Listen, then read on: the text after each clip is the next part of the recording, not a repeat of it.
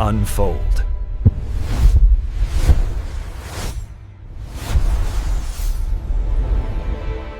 안녕하세요. 오늘 여러분께서 보내주신 자료 묶음, 이거 정말 흥미롭습니다. 네, 제목부터가 아주 강렬하죠. 맞아요.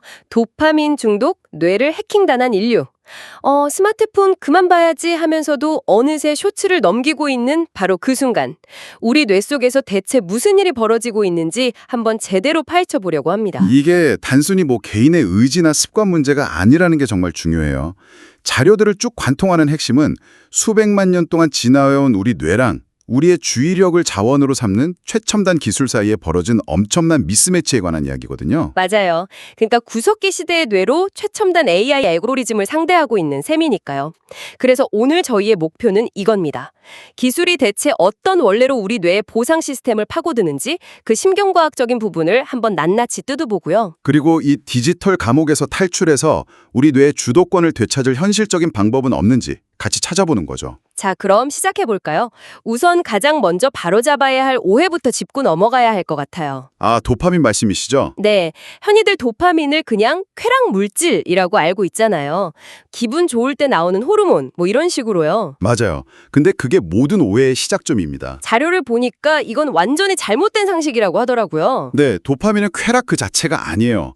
정확히는 쾌락을 기대하게 만드는, 이걸 하면 즐거울 거야 라고 우리를 부추기는 동기부여 혹은 욕망의 물질에 가깝습니다. 동기부여요. 네, 이걸 설명하는 아주 중요한 이론이 바로 켄트베리지 교수의 유인 살리언스 이론입니다. 좋아하는 것이 뇌에서는 아예 다른 시스템이라는 건가요? 바로 그 지점이 핵심입니다. 보통은 원하는 걸 얻으면 당연히 좋아하게 되는 거 아닌가요? 이게 분리되어 있다는 게 잘 와닿지가 않는데요? 우리 경험상으로는 원하는 거랑 좋아하는 게 꼭 붙어 있는 것처럼 보이지만 뇌 안의 신경회로는 완전히 달라요. 무언가를 간절히 원하게 만드는 시스템은 도파민이 관여하고 뇌의 아주 넓은 영역에 걸쳐 있으면서 굉장히 강력하게 작동합니다. 아, 새벽에 갑자기 라면이 먹고 싶어지는 그런 강렬한 충동 같은 거요? 네, 맞아요. 그건 정말 참기 힘들죠. 반면에 그걸 먹었을 때 실제로 좋아하는 감정, 즉 쾌락을 느끼는 시스템은 도파민이 아니라 오피오이드 같은 다른 물질이 관여해요. 아, 다른 물질이군요. 네, 그리고 이 시스템은 뇌에 아주 작은 쾌락 핫스팟 몇 군데에만 몰려 있습니다. 생각보다 훨씬 작아요. 얼마나 작은데요? 뇌 전체를 서울에 비유하면 강남역 사거리 정도 되는 아주 작은 지점 몇 군데에 불과한 거죠. 와, 쾌락을 느끼는 곳이 그렇게 작다고요? 그럼 디지털 플랫폼들은 이 두 시스템을 어떻게 이용하는 건가요? 여기서 바로 기술의 교묘함이 드러납니다. 디지털 플랫폼들은 실제 쾌락을 주는 좋아함 회로는 거의 자극하지 않아요. 대신 강력하고 넓게 퍼져 있는 원함 회로만 끝없이 폭주시키는 방식으로 설계되어 있습니다. 아, 그래서 몇 시간씩 릴스를 넘겨도 돌이켜보면 딱히 엄청 즐거웠던 건 아닌데 멈출 수는 없는 상태에 빠지는 거군요. 맞습니다. 자료에서 이걸 즐거움 없는 욕망이라고 표현했는데 정말 정확한 진단이죠. 즐거움 없는 욕망이라니 결국 나는 그만하고 싶은데 내 뇌의 원함 시스템이 멋대로 스크롤을 계속하고 있는 거잖아요. 그렇죠. 그렇다면 알고리즘은 이 시스템을 자극하기 위해 구체적으로 어떤 장치를 쓰는 건가요? 네, 여기서 볼프람 슐츠라는 신경과학자의 원숭이 실험이 등장합니다. 이 실험을 통해 보상 예측 오류, 줄여서 RPE라는 개념이 밝혀졌죠. 보상 예측 오류. 말이 좀 어려운데요. 아주 간단해요.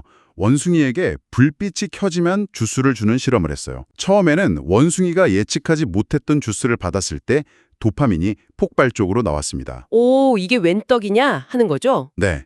그런데 이게 반복돼서 불빛만 봐도 곧 주스가 나오겠구나 예측하게 되니까 정작 주스를 받을 땐 도파민이 나오지 않고요. 아, 그럼 언제 나오는데요? 오히려 불빛이 켜질 때 나오더라는 겁니다. 아, 보상 그 자체가 아니라 보상에 대한 기대감에 도파민이 반응하는 거군요. 정확합니다. 그런데 더 재미있는 건 불빛이 켜졌는데 주스가 안 나오면, 즉 기대가 어긋나면 도파민 수치가 뚝 떨어져요. 반대로 예측하지 않았는데 갑자기 주스가 2배로 나오면 도파민이 가장 강력하게 폭발하더라는 거죠. 결국 뇌는 예측 불가능한 보상에 가장 열광하는 거네요. 바로 그겁니다. 와, 그럼 소셜미디어 피드가 바로 그 예측 불가능성을 극대화한 장치인 거네요. 스크롤을 내릴 때마다 다음에 뭐가 나올지 전혀 알 수 없으니까요. 맞아요. 내 친구의 멋진 휴가 사진이 나올 수도 있고 재미없는 광고가 나올 수도 있고 귀여운 고양이 영상이 나올 수도 있고요. 네, 알고리즘은 일부러 재미있는 게시물, 지루한 광고, 내가 별로 관심 없는 컨텐츠를 뒤섞어서 보여주는 가변적 보상 전략을 씁니다. 이 불확실성 때문에 우리 뇌는 이번에는 대박이 터질 거야 라는 기대를 멈추지 못하고 계속 도파민을 분비하는 거죠. 결국 우리 손에 들린 스마트폰은 정보 기기가 아니라 하나의 거대한 슬롯머신이 되어버린 거군요. 네, 맞습니다. 어쩐지 이메일 새로 고침을 멈출 수가 없더라니. 근데 그러다 스마트폰을 딱 내려놓으면 갑자기 불안해지고 마음이 텅 빈 것 같은 느낌이 들 때가 있잖아요. 이건 왜 그런 건가요? 그건 스탠포드대 NRM키 교수가 말한 쾌락과 고통의 저울로 설명할 수 있습니다. 우리 뇌는 어떻게든 신경 전달 물질의 균형을 맞추려는 항상성이라는 특징이 있어요. 시소 같은 저울을 상상해 보세요. 한쪽엔 쾌락이, 다른 한쪽엔 고통이 올라가 있죠. 평소에는 수평을 이루고 있는 거고요. 그렇죠. 그런데 스마트폰을 보면서 강렬하고 즉각적인 자극으로 쾌락 쪽 저울이 확 기울어지면 뇌는 균형을 맞추기 위해 보이지 않는 곳에서 고통 쪽 저울에 추를 올리기 시작합니다. 아, 일종의 반작용이군요. 맞습니다. 짠 음식을 먹으면 단 음식이 당기는 거랑 비슷한 원리죠. 뇌가 어떻게든 균형을 맞추려고 애쓰는 거예요. 그런데 문제는 이 과정이 매일 몇 시간씩 반복된다는 거잖아요. 네. 그러면 뇌는 아예 기준점 자체를 바꿔버립니다. 쾌락 쪽 자극에 둔감해지기 위해서 도파민 수용체의 수를 줄여버려요. 이게 바로 내성입니다. 아, 그래서 예전만큼의 자극으로는 즐거움을 못 느끼게 되고 더 자극적인 콘텐츠를 찾게 되는 거군요. 맞습니다. 그러다 갑자기 스마트폰 사용을 멈추면 어떻게 될까요? 쾌락 쪽 자극은 사라졌는데 그렇죠. 근데 이미 고통 쪽에 잔뜩 올라가 있던 추들은 그대로 남아있는 겁니다. 아, 저울이 고통 쪽으로 확 기울어 버리겠네요. 바로 그겁니다. 그래서 우리는 불안, 초조함, 공허함 같은 금단 증상을 겪게 되는 거예요.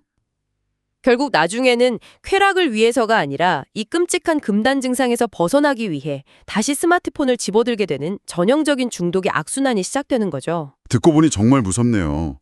근데 더 무서운 건 자료에 따르면 우리의 이런 뇌 취약점을 실리콘밸리가 처음부터 아주 치밀하게 노리고 우리를 설계했다는 사실이었어요. 네, 우연이 아니었던 거죠. 그 설계도의 핵심이 바로 스탠포드대 행동설계연구소 출신인 니르 이알이 만든 훅 모델이라고요. 맞습니다. 사용자를 자신도 모르는 사이에 반복적인 행동 패턴으로 유도해서 습관, 즉 중독을 만드는 4단계 프로세스죠. 이 4단계를 듣고 있으니까 소름이 돋네요. 제가 매일 밤 인스타그램에 갇히는 과정이랑 정확히 똑같아요. 첫 단계가 계기, 트리거. 화면에 뜨는 빨간 알림 배지 같은 외부 신호도 있지만 진짜 무서운 건 지루함, 외로움, 불안함 같은 내면의 감정이 계기가 된다는 점이에요. 네, 부정적인 감정을 회피하기 위한 수단으로 앱을 찾게 만드는 거죠. 그다음 2단계는 행동, 액션입니다. 여기서 핵심은 사용자가 아무런 생각이나 노력을 하지 않아도 될 만큼 행동이 극도로 쉬워야 한다는 겁니다. 스크롤, 스와이프, 좋아요 누르기 같은 것들이요. 그렇죠. 그리고 3단계가 바로 앞에서 얘기했던 가변적 보상입니다. 좋아요가 몇 개 달릴지, 스크롤을 내리면 어떤 새로운 정보가 나올지 예측할 수 없게 만들어서 도파민을 계속 자극하는 단계네요. 네. 그리고 마지막 4단계 투자, 인베스트먼트가 이 고리를 완성시킵니다. 투자요? 사용자가 사진을 올리고 글을 쓰고 프로필을 꾸미는 모든 행위가 플랫폼에 대한 투자가 되는 거예요. 자신의 시간과 노력이 들어갔기 때문에 쉽게 떠나지 못하게 만드는 일종의 매몰 비용 효과를 만드는 거죠. 아, 이 4단계가 반복되면 우리는 완전히 낚이는 거군요. 그렇죠. 정말 완벽한 설계도네요. 자료에 나온 구체적인 사례들은 더 충격적이었어요. 개발자들 스스로가 후회하고 있다는 점 때문에요. 대표적인 게 당겨서 새로 고침 기능이죠. 아, 풀 투 리프레쉬. 네. 개발자 로렌 브린터가 만들었는데 그는 이 기능이 슬롯머신 레버를 당기는 행위와 심리적으로 완벽히 동일하다고 인정했습니다. 아래로 당겼다 놓는 그 찰나의 순간 이번엔 뭐가 들까 하는 기대감을 유발해서 RPE를 극대화하는 장치인 거죠. 또 다른 하나는 무한 스크롤이고요. 이건 정말 악마의 발명품 같아요. 그렇죠. 아자라스킨이 고안한 이 기능은 우리가 행동을 멈출 수 있는 자연스러운 신호, 즉 페이지의 끝을 없애버렸습니다. 우리 뇌의 브레이크를 제거해버린 셈이네요. 맞습니다. 그런 나중에 인터뷰에서 이 기능 하나 때문에 인류가 매일 수십만 년에 해당하는 시간을 낭비하고 있을 거라며 깊이 후회한다고 말했죠. 개발자들마저 후회할 정도라니. 페이스북 초대 사장이었던 쇼 파커는 우리는 인간 심리의 취약점을 발견했고 그것을 착취했다고 대놓고 시인했고요. 좋아요 버튼을 만든 저스틴 로젠스타인도 그걸 가짜 즐거움의 밝은 딩동 소리라고 표현하면서 정작 자신은 중독될까 봐 페이스북 사용을 제한한다고 밝혔어요. 이건 거의 마약상이 자기는 마약을 안 하는 거랑 똑같은 거 아닌가요? 전 구글 디자인 윤리학자였던 트리스탄 해리스의 비판이 이 상황의 본질을 정확히 꿰뚫습니다. 그는 이걸 뇌간의 바닥을 향한 경주라고 표현했어요. 뇌간의 바닥을 향한 경주요? 네, 뇌간은 우리 뇌의 가장 원시적인 부분으로 호흡이나 심장박동처럼 생존의 필수적인 본능과 충동을 관장합니다.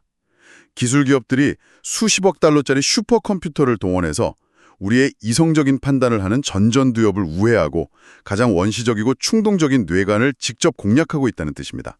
와, 이건 개인의 의지력으로 이길 수 있는 싸움이 아니라는 거네요. 네, 바로 그겁니다. 듣다 보니 정말 암울하네요.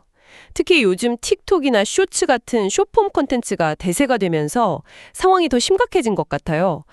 자료에서는 이걸 팝콘 브레인 현상이라고 부르더라고요. 네, 말 그대로 팝콘이 터지듯 즉각적이고 강렬한 자극에만 뇌가 반응하고 현실 세계의 느리고 미묘한 자극에는 점점 무감각해지는 상태를 말합니다. 책 한 페이지를 읽는 것, 친구와 길게 대화하는 것, 창밖 풍경을 멍하니 바라보는 것 같은 일들이 지루하고 힘들게 느껴지는 거죠. 이게 그냥 집중력이 좀 떨어지는 수준의 문제가 아니라는 게 정말 충격이었어요.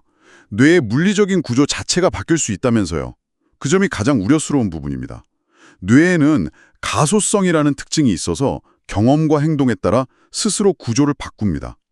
여러 fMRI 연구에서 스마트폰 중독이 심한 청소년들의 뇌를 관찰했더니 의사결정과 충동 조절을 담당하는 전전두엽의 회백질 부피가 실제로 감소하는 등 약물 중독자의 뇌와 아주 유사한 패턴을 보였다고요. 네, 행동의 반복만으로도 뇌가 스스로를 손상시키는 방향으로 재배선, 리와이어링 할 수 있다는 명백한 증거입니다. 폐해를 가장 극심하게 겪고 있는 나라 중 하나인 동시에 아주 독특하고 창의적인 방식의 저항운동이 일어나고 있다는 점이요. 디지털 포화 상태에 대한 일종의 건강한 반작용이 나타나고 있는 거죠. 기승에 수동적으로 끌려가는 게 아니라 능동적으로 거리를 두려는 시도들이에요. 대표적인 게 바로 한강에서 열리는 멍때리기 대회잖아요. 네, 규칙이 정말 단순하죠. 90분 동안 그냥 아무것도 안 하고 멍하니 있으면 돼요. 스마트폰을 보거나 졸면 바로 탈락이고요. 심박수를 계속 체프해서 가장 안정적인 그래프를 그린 사람이 우승하는 방식인데 아무것도 하지 않는 것의 가치를 전 세계에 보여준 정말 상징적인 행사라고 생각해요. 또 다른 흥미로운 현상은 Z세대 사이에서 나타나는 레트로테크의 유행입니다. 일부러 낡고 불편한 기술을 찾아 쓰는 거죠. 맞아요. 유튜브나 틱톡은커녕 카카오톡도 겨우 되는 갤럭시 폴더 2 같은 피처폰이 갑자기 인기를 끄는 현상이에요. 알고리즘에 접속하기 불편하다는 점이 오히려 엄청난 장점이 된 거예요. 정말 역설적이죠. 이 현상들이 그냥 재미있는 유행으로 보일 수도 있지만 사실 매우 중요한 의미를 담고 있습니다. 바로 젊은 세대가 자신의 의지력만으로는 거대한 알고리즘을 이길 수 없다는 사실을 본능적으로 깨닫고 스스로에게 물리적인 제약을 거는 율리시스 계약을 실천하고 있다는 증거이기 때문입니다. 오늘 우리는 스마트폰이 어떻게 우리 뇌의 보상 시스템을 교묘하게 해킹하는지, 그리고 그 결과 우리 뇌가 어떻게 변하는지까지 깊이 들여다봤습니다. 이야기를 다 듣고 나니 확실해지는 건 이건 결코 개인의 의지력 부족 문제가 아니라 우리를 둘러싼 환경 설계의 문제라는 거네요. 그렇습니다. 그래서 희망이 있는 겁니다. 뇌의 가소성은 양날의 검이거든요. 중독적인 환경 때문에 뇌가 부정적인 방향으로 변형될 수 있듯이 우리가 의도적으로 환경을 바꾸면 뇌는 다시 건강한 방향으로 회복될 수 있습니다. 결국 우리 스스로가 내 삶의, 내 환경의 설계자가 되어야 한다는 거군요. 네, 맞아요.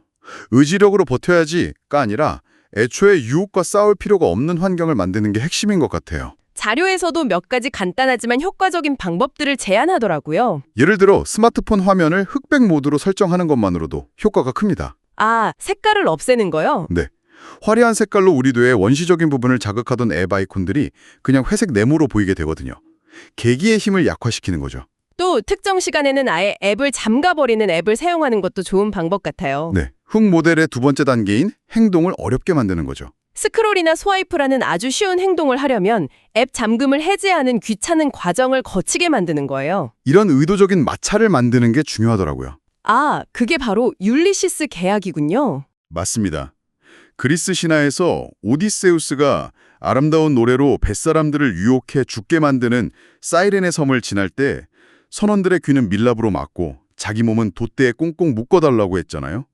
미래의 유혹에 넘어갈 나약한 자신을 알았기 때문에 이성적인 판단이 가능한 현재의 내가 미래의 나에게 제약을 거는 것, 이것이 우리에게 지금 가장 필요한 전략입니다. 오늘 우리가 살펴본 자료들은 결국 한 가지를 말하고 있는 것 같습니다. 이제 우리는 기술의 수동적인 소비자에서 벗어나 우리에게 가장 소중한 자원인 주의력의 능동적인 설계자로 전환해야 한다는 거죠. 맞습니다. 어디에 주의를 기울이느냐가 곧 그 사람의 인생을 결정하니까요. 그럼 마지막으로 이런 질문을 던져보면서 마무리하고 싶습니다. 여러분은 이 정보의 홍수 속에서 한정된 여러분의 소중한 주의력을 정말 어디에 사용하고 싶으신가요? 그리고 그 주의력을 지키기 위해 오늘 당장 여러분의 환경을 어떻게 설계하시겠습니까?